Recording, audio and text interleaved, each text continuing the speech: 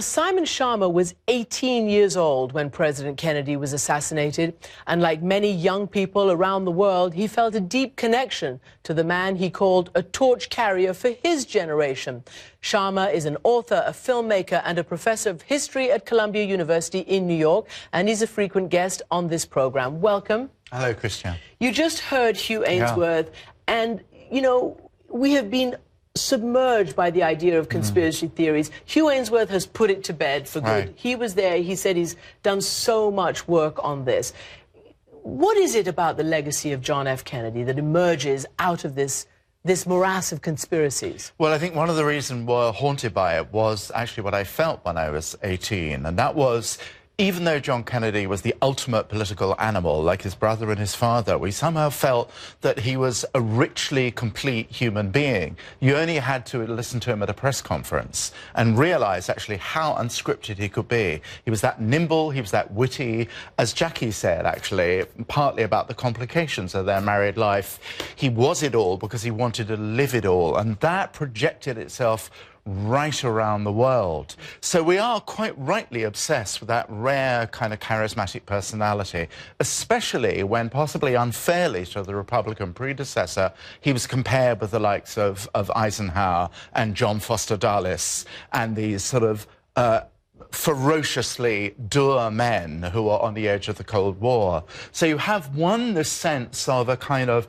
impulsive bravery that inhabited the whole personality with its pros and cons. On the other hand, you have the solid, slightly unsexy stuff of which historical achievement is made. I want to talk a little bit about historical achievement in a second, but clearly one of the things that just never dies is the hope and the sense of idealism. People who didn't even live in that time talk about it today.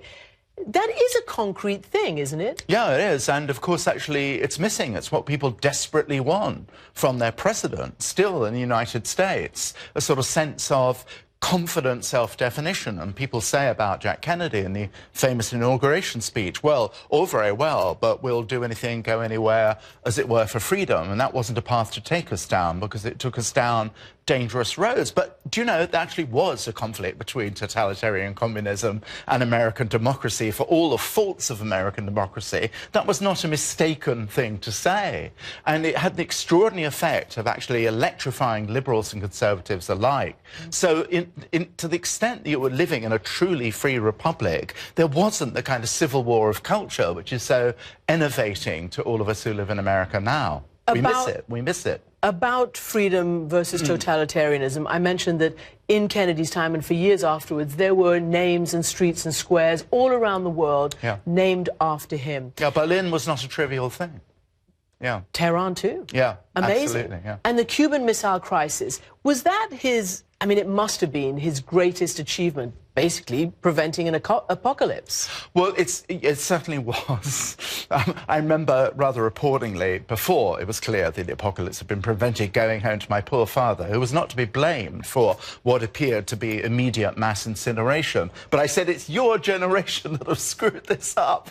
Poor Daddy Schama. But we hadn't a sense at that point. The quarantine was very scary. We hadn't a sense that there were two things going on in Jack Kennedy's personality, and that of some of the people around him. And that was the following, that he was actually brave enough to push it far enough that it was possible that Khrushchev would do what he did, but also that he was not, unlike some of the chiefs of staff, essentially someone who believed you could survive nuclear war. You had to have those two ostensibly contradictory things happening: the horror of a nuclear war and getting to the point where strength made sure you would avert it.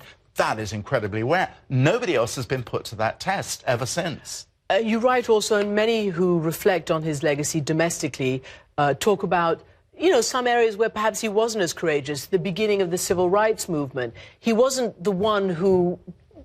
It took a while for him to come to this point, didn't it? Yeah, he was you know, a Boston Democrat.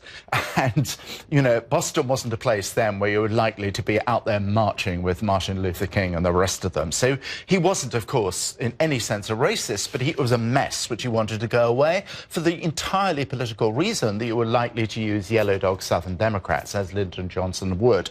But he was an open enough personality to see that in respect of the desegregation of education, the repellent distinctions made between serving blacks and whites in public places, and above all, in voting discrimination, the federal government had to be proactive. So when he saw those guard dogs and the hoses being turned on the demonstrators in Alabama, he was much more moved by Alabama than he had been by the James Meredith situation in Mississippi. He acted, and he had his own attack dog in the shape of his brother to do it for him. And, you know, absolutely hats off to Lyndon Johnson for what he did afterwards, but it would not have been possible without Jack Kennedy. To that point, I want to play a little bit of a speech that he finally made when he was, as you say, so revolted by the sight of physically those dogs against black people in the South.